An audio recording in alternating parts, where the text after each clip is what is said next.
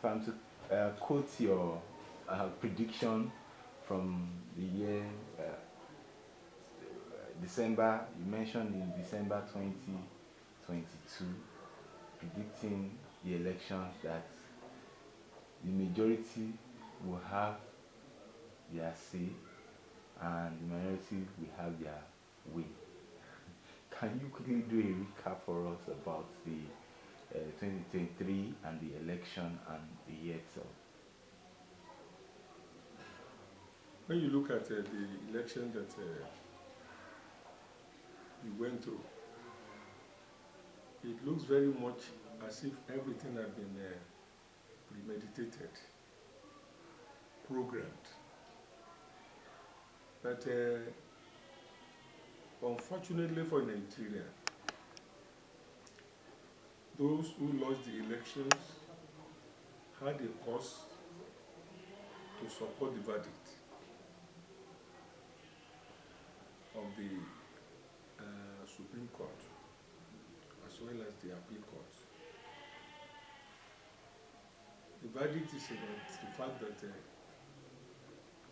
how do you expect somebody who cannot manage the East, still boiling, people are still killing themselves, they are still on the fact that there must be Biafra. How can you give government to such people? If you look at the trend of election, whether cooked or uncooked, the trend meant that he will have won the election. And when you look at the Atiku saga, how can a person whose house is already in the Sari win an election? The PDP, they are already crossing fires. So, even Tinubu lost in his constituency. So, the minority will have what? Will have their say. So, when you combine the PDP, even with Kwakwanzo, as well as Obi, combine their election results now. And they look as one. If they are teamed up as one, they will have won. So APC will have been a minority. So the words of God will never go without coming to pass. And that's what we experienced. So words of God, predictions are always very proverbial. But if we wait and look with all patience, we'll be able to see the trend and the meaning, the real meaning, the contextual meaning of what God is telling the world. So that's just it. 2024, we are here. And you made a release about the year 2024 and what month by month. It's hard for us to see any religious leader that would fully document it month by month. They just sum it together and deliver the prophecy or the prediction. But what inspires, or how are you able to break it in that progression? When you get into Matthew 7:7, precisely 7:7 to 10, it says, knock, I will open the door, and call on me, I will answer you. When you look at Quran chapter 2, verse 186, it says, when those who are eager to have a result are calling upon God, they will knock at the door of that person, that unlikely person, already anointed. What to tell them is that I'm closer to them than the veins on their neck, and that He answers to the call of those who call on Him. So God gives us that leeway to ask, and you shall be given. So I believe that when you look at, I read science. We don't believe in any results until it goes through experimental trials. And that experimental trials is supposed to be a minimum of 5, and so maximum of 20, 10. So when you now plot the graph, you will see some that will stray. You will see some that aligns with the line. So the same thing when you are lumping together the prediction for the year, it will give you the summary. And proverbial, you may not even understand it. But when you now go month by month, you will be able now to see a kind of sinusoidal trend of economic events in Nigeria. So like in March, May, April, you will experience a kind of economic boost. But in July, there may be problem. So, and it will extend to almost November. It will be fair in December. So, economic trend that is not even, that is not stable, and you want to use that to determine the economic buoyancy of the country, you have to go stepwise. We call it iteration. You have to go from one month to the other to be able to really have a better predictions of how it will go. So, which means, like in the case of Joseph, when Pharaoh had a dream that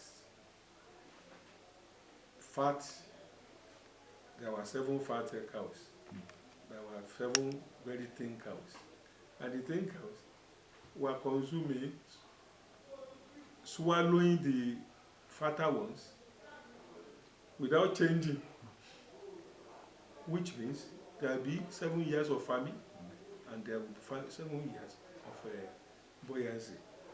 So Joseph was now able to tell them that 2 things must be done. Go and build silos, and go and take some preservatives that will keep your grains, so that when you keep them, when those 7 hard times have come, you'll be able to at least maintain your peace in time of feeding yourself and feeding other nations of the world. So the same thing now. So if we are wise, and when there will be a kind of crash in the economy, you have to save till the rainy days.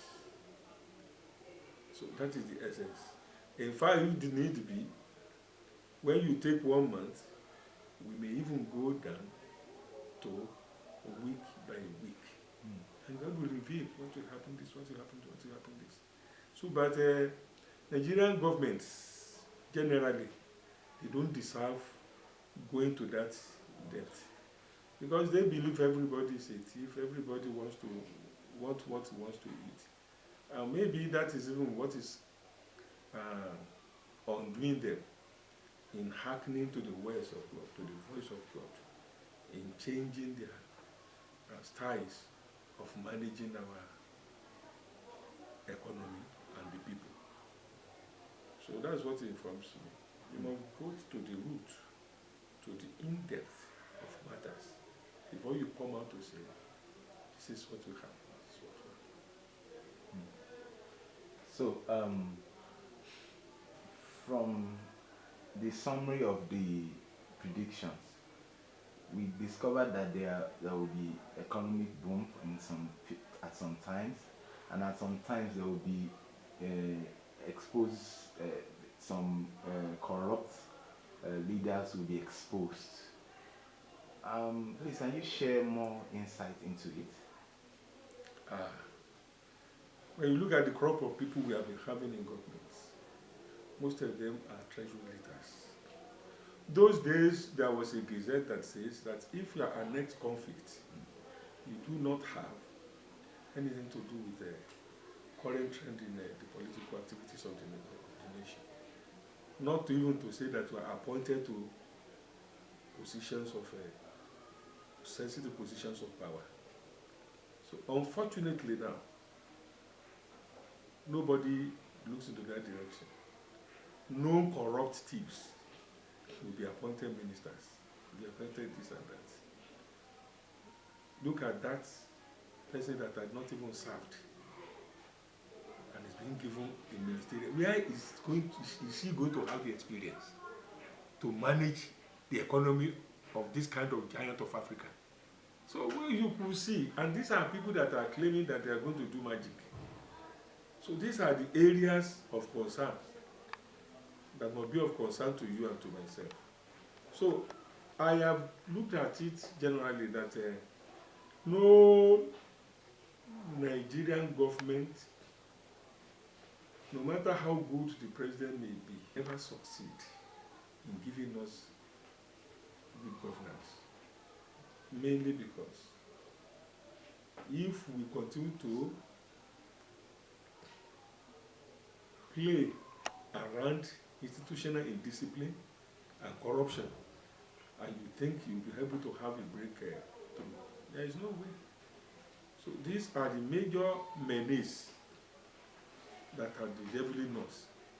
And just as Buhari would have done, if not that he was attacked, because the center focus of their program was zero tolerance to institutional indiscipline and to corruption.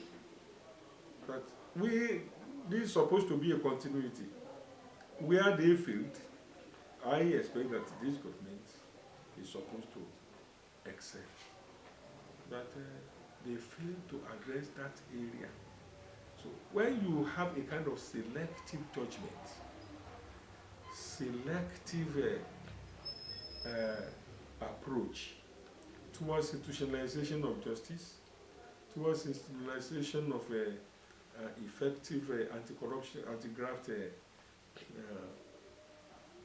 anti-corruption agencies in tackling the problem, we continue to have this kind of problem.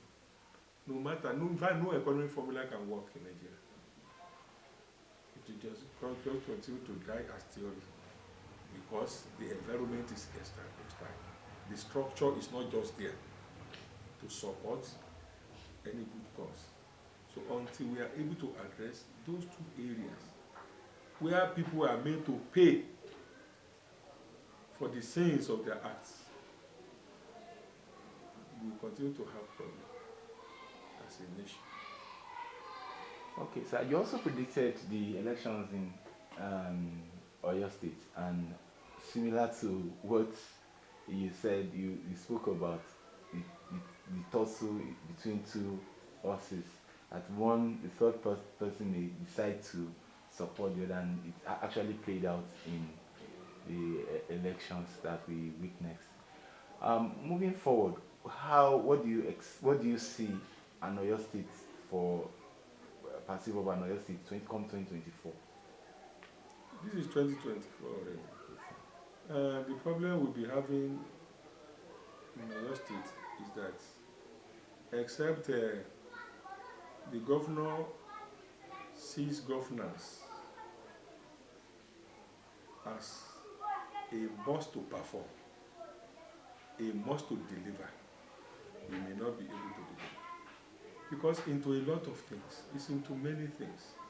By the time he was looking for how best to regain the position and to continue with the government, with governance, he went so far for the support. And now, all those people that give support, there will be a kind of osmotic pressure that continue to haunt him about. So there is no way he can be a settled governor. He may be doing it, that, but it's not settled because a lot of people, a lot of forces are there. Most of all, when you look into the areas of selling the Oyo State properties and all those things, like the garden and all these things, the litigations in the court, all this will not allow him to really have a real focus he promised to have. We used to know him for. There is no way. It's pure and simple. He may wish, but there is no way he's into a lot of things. It's just like somebody who is into a soup. I pity him. Oh. I pity him. I pity him. I pity him. Because in Nigeria, local government, state government, federal government, they are always cabal and cartel. We call them the fifth column in government. These people will continue to dictate underneath. Nobody will hear them. But you will be seeing their hands in the invisible environment. Invisible. We would be seeing their handwriting all about. In the way they'll be manipulating things for government. And we will have a lot of people that are good as governors, like Makinde, as Mr. President, but they will not necessarily be able to deliver. Mainly because of all these people that believe they must continue to dictate what they want. And because of the way they were used for the governor or the Mr. President to get to that position, they will continue to have a say. It's just like you are commercializing things in a religion. So everything is being a commercial something in Nigeria today. Even when you talk of a brigandage, when you talk of banditry, it's a commercial venture now. It's not a dint of accident. So Nigeria is in soup. I don't know how we are going to get out of this particular problem because I'm so patriotic to Nigeria. This is my nation. I have no other nation where I don't even believe in other nations. Because when you go to other nations, immediately your visa expires. You will see the kind of rough-handedness they will give you. This is a nation where we are just walking about and all those things. Why? Why all these things? So I think they must try as much as possible to avoid a situation when there will be kind of insurgence in form of revolution. And those people that will be involved will be ready to die, at least for posterity to join them aright. They must not allow such a situation to arise, because when people are foolhardy and they are pushed to the wall, there is no way there won't be the kind of reactions that will be unfavorable for Nigeria. In fact, if the political governance fails in this new dispensation, it may be the end of Nigeria. Because remember that we forced this electoral process to come on board. We forced this political dispensation to come on board by suppressing those that were agitating for Biafra, those that are agitating for Biafra, those that are agitating for Yoruba nation. Because we knew, unlike Brexit, where maturity showed, where they were able to really dialogue things out before it took a lot of time, and at the end of the day, they had their way. Well, that's memorandum of understanding. Here in Nigeria, we don't have anything like that. We believe in having our way through crooked ways, by force. But the peace we are having today in Nigeria is that of graveyard. If this political experiment, if it fails in this political era of Tinubu, of all these governors, it may be the end of Nigeria, because those things will just resurface. It's natural. And there is no way, if you continue to suppress them, you will just see some other people coming up helping them out, even not from within. That's the law of nature. That is entropy. When people are not okay for long, then you will see a kind of counter reactions that may tumble everything. In the year 2022, we had the Russian-Ukraine invasion. Last year we had the Hamas, Israel, Gaza Strip war. Globally, what do you see in 2024? And all these things have a toll on the oil prices and the world economy. What's the prediction for the world in 2024 in general? It's not about the economy per se. It's about loss of lives. Look at Ukraine. Very, very rich in natural resources. You know, I'm into material science. I'm into metallurgical engineering also. You could see the natural resources there.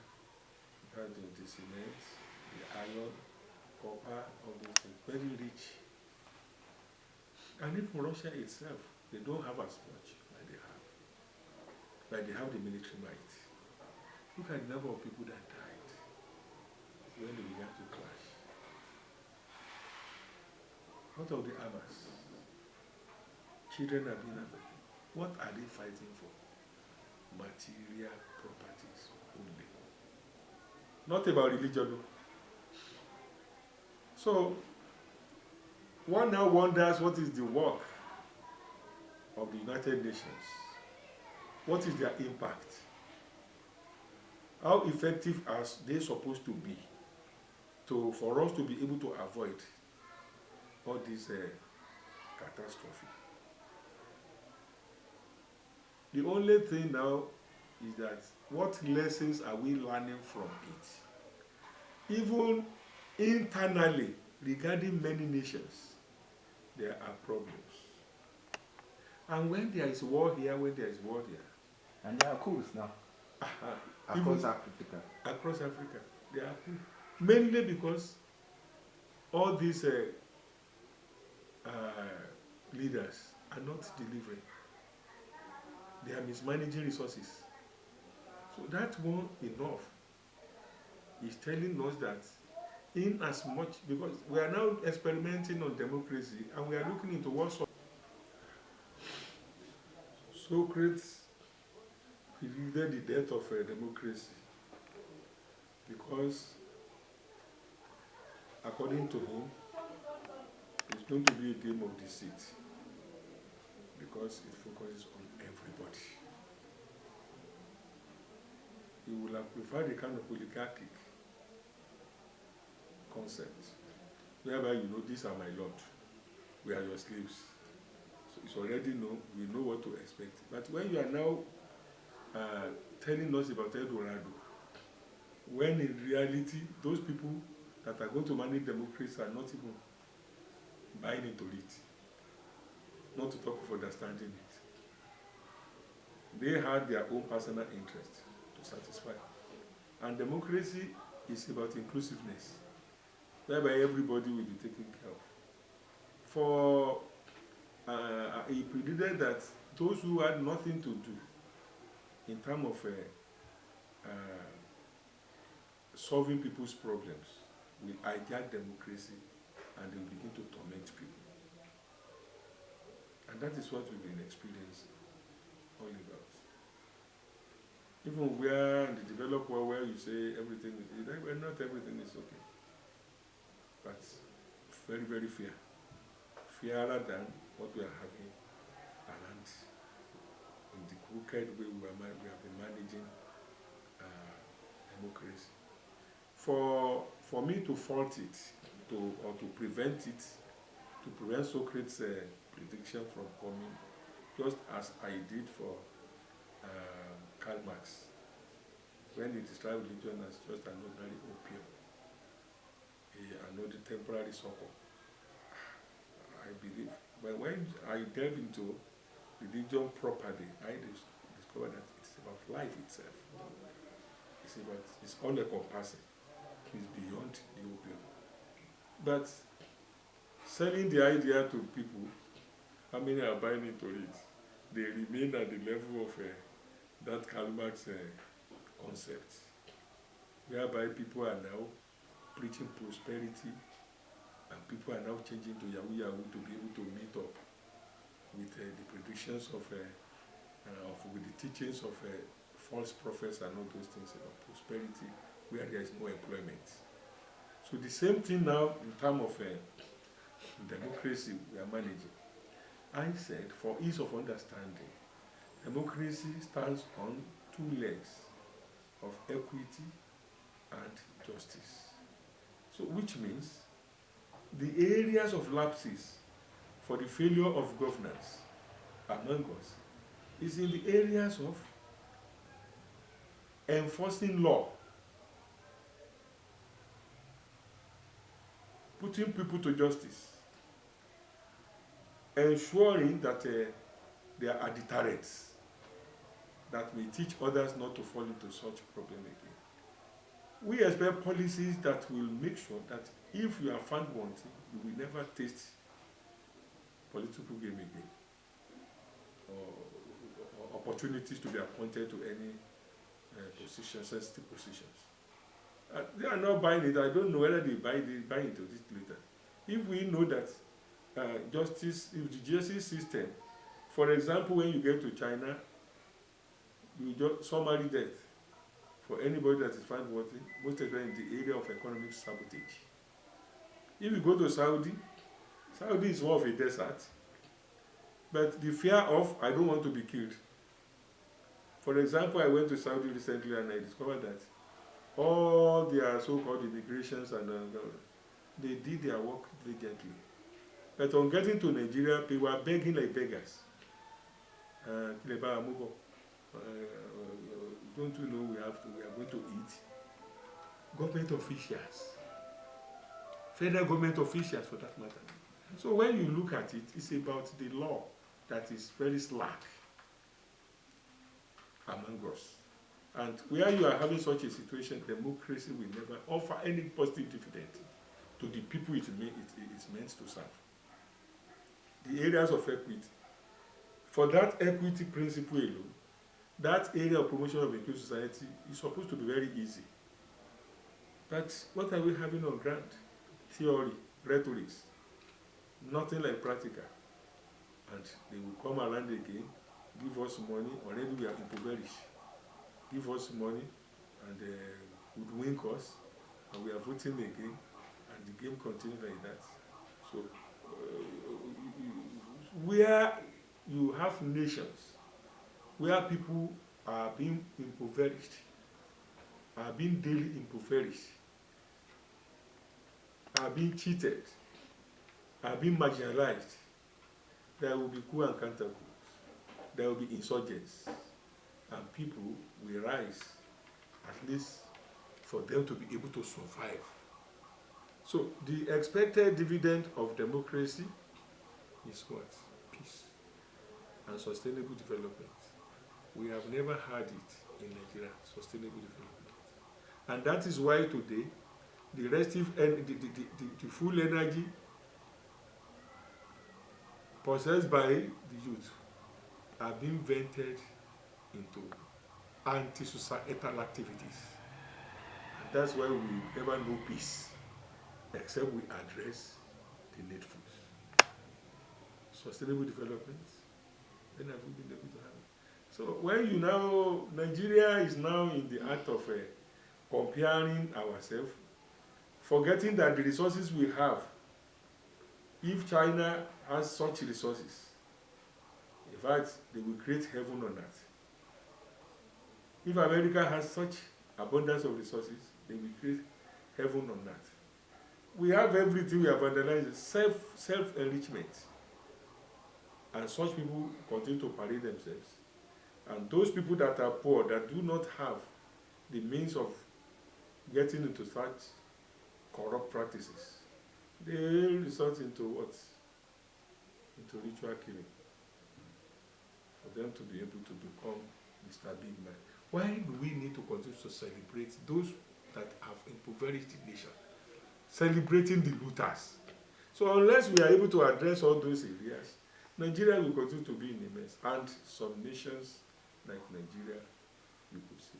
So when I look at people now relocating, leaving Nigeria for other countries and all those things, it is Nigeria that is being deficient, that is being that your own capital, your human capital, because those people must have schooled here, having their premises, having their 4-5, having their ND, HND, or whatever, or the so-called PhD, the professionals. So when they move en masse out, the land is being more impoverished. Nigeria is at loss for it. Even if you are going to have such people again, you could see how much you will spend on the new people to be able to get to such level of resourceful endowment. These are the areas which we need to really address. So generally, sir, can you just give us what to expect, the key pointers for 2024 in some conclusion, sir? In 2024, people will continue to struggle for survival. That is number one. Indiscipline and corruption will continue to overwhelm efforts of government. Not that they won't be trying to do this and that, but with corruption and indiscipline, there is nothing. Nobody will feel the impact as such. Too many problems and crises would undermine government efforts. And security network efforts will be fruitful to reasonable extent. The FCC, the ICPC, some security agencies, they will do a lot of work. But to me, we are wasting resources. If we are having people that are well informed, if you have functional education, you will produce people that are well informed and that will be able to really bear with government. These are the areas we are telling them to address. Religious status due to poor practices will be reduced to a case of lost hope. In fact, we are already disappointed with Islam because we are preaching prosperity, we are not teaching the scripture. Every religious institution is supposed to replicate the religious leaders of note in a way that we will be able to have good citizens in society. And when you are having good citizens in society, if such people go into politics, we are going to have good political gladiators that be able to offer us good governance. So, but everything works together. So, above all, we have to pray against road accidents, air mishaps, and fire outbreak in some months. Not all months. So, when you go to the stepwise iterations, that is month by month predictions, you'll be able to see some months that are free. Air mishaps in Nigeria or globally? Global, I focus on Nigeria. In Nigeria, I focus on Nigeria because this is my country. Globally, if you want to travel, you have to call on God. I don't want to die through air mishaps. So maybe you are challenging me now. I will go into the areas of the global something as an addition to this. But Nigeria matters most to me. If we can have governments that will have this and respect it and follow it to guide our interest, it will be better for us.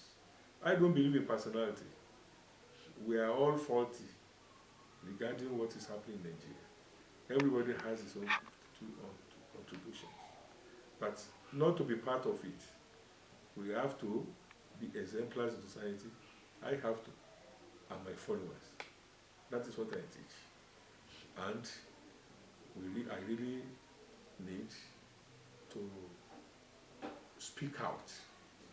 Speak out about how things are supposed to be, and we should blow where it is necessary the evils that some people may want to practice it. And some people asked from me the other time, Where did we get it wrong? How did we get it wrong? Most especially when we were able to transit from militarization into the civilian government of democracy. It was in 1999 when Obasanjo became the head of the president-elect. Some people gathered, and when Alpha from Ogunwusi led them, they buried alive 76 cows, 4 in Ogun State, the state of Mr. President.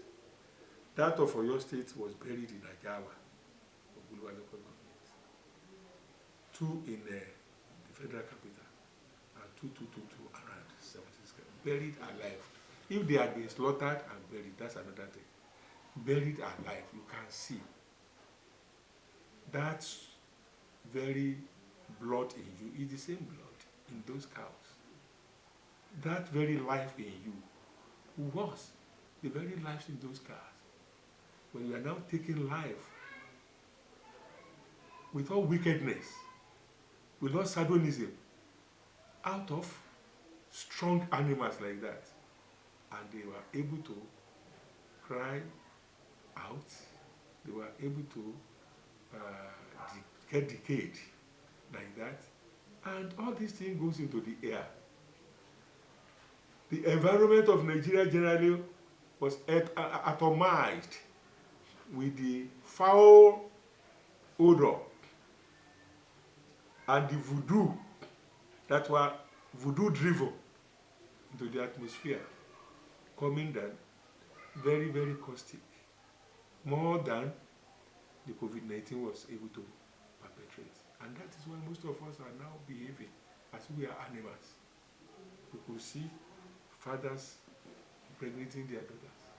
You could see father and the son impregnating one of the daughters together.